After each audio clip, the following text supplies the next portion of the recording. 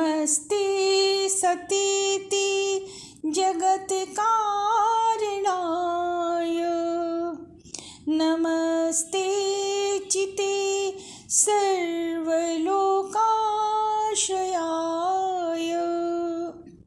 नमो द्वैतत्वाय मुक्तिप्रदाय नमो ब्रह्मणि व्यापिने शाश्वताय शाश्वताय।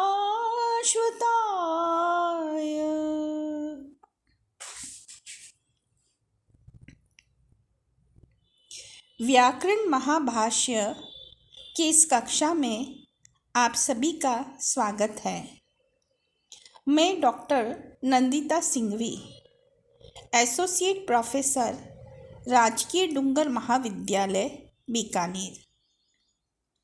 आज हम पस्पशानिकम के अंतर्गत व्याकरण अध्ययन के उद्देश्य जानेंगे और उसका भी एक उद्देश्य है असंदेह, संदेह का निवारण। इस विषय पर आज हम चर्चा करेंगे।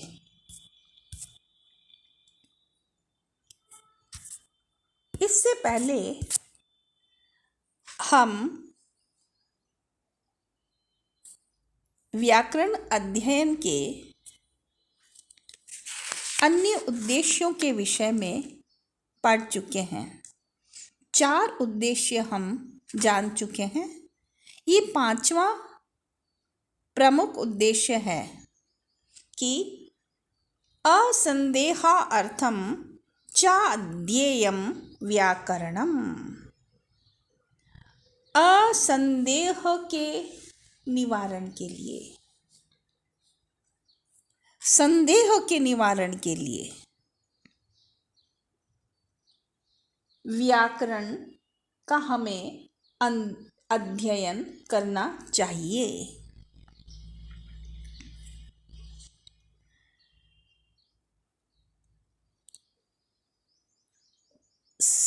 असंदेहार्थम, असंदेह भी व्याकरण के अध्ययन का उद्देश्य है। समास इत्यादि स्थलों पर होने वाले संदेह की निवृत्ति के लिए व्याकरण का अध्ययन करना चाहिए। याजिकाः पठन्ति स्थूल पृषतीमाग्निमावारुणीम अनड्वाहीमा लभेतेति।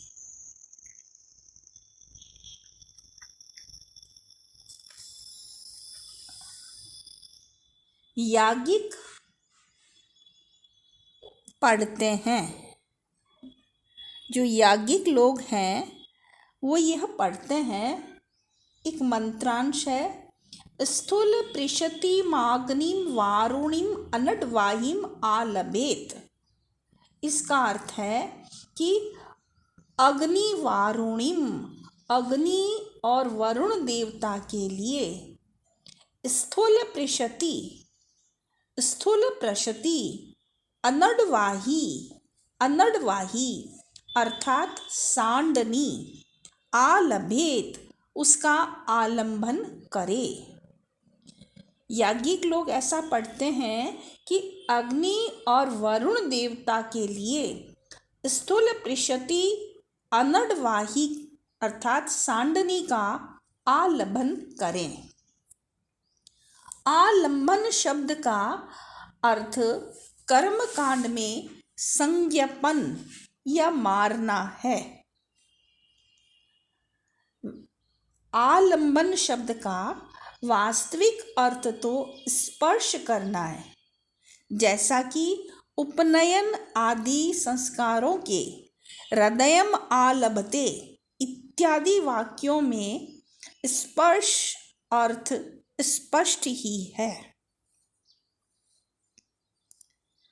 यहाँ जो श्रोत वाक्य आया है उसमें स्थूल प्रशति यह शब्द आया है, जो कि अनडवाही सांडनी का विशेषण है। प्रश्न है कि कैसे अनडवाही का आलंबन करे, तो उत्तर दिया गया स्थूल प्रशति, जो स्थूल प्रशति हो। अब यह जो स्थूल प्रशति है इसके दो अर्थ संभव हो सकते हैं। यदि यहाँ कर्मधारय समास किया जाए तब तो इसका अर्थ होगा स्थूला च असौ पृशति च सा स्थूल पृशति, अर्थात स्थूला मोटी और पृशति चकते वाली या चितकबरी गो, यह अर्थ होगा, जो मोटी भी हो और चितकबरी भी हो। यदि यहाँ बहुव्रीहि समास करें तो अर्थ बनेगा स्थूलानि पृशन्ति यस्याः सा स्थूल पृशति, अर्थात जिसके मोटे मोटे धब्बे हैं ऐसी अनडवाही का आलंबन करे। अब यहाँ संदेह हो रहा है कि कौन सा अर्थ ग्रहण करें।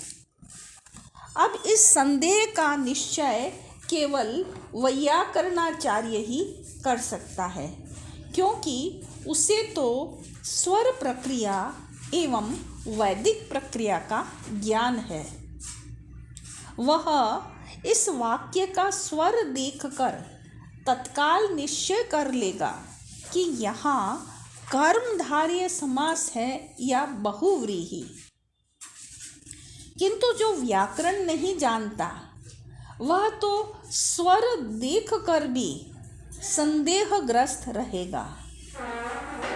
ऐसी स्थिति में वैयाकरण यदि यहाँ पूर्व पद प्रकृति स्वर देखेगा तो तत्काल ही निश्चय कर लेगा कि यहाँ स्थूल पृशति शब्द में बहुव्रीहि समास है, कर्मधारय नहीं।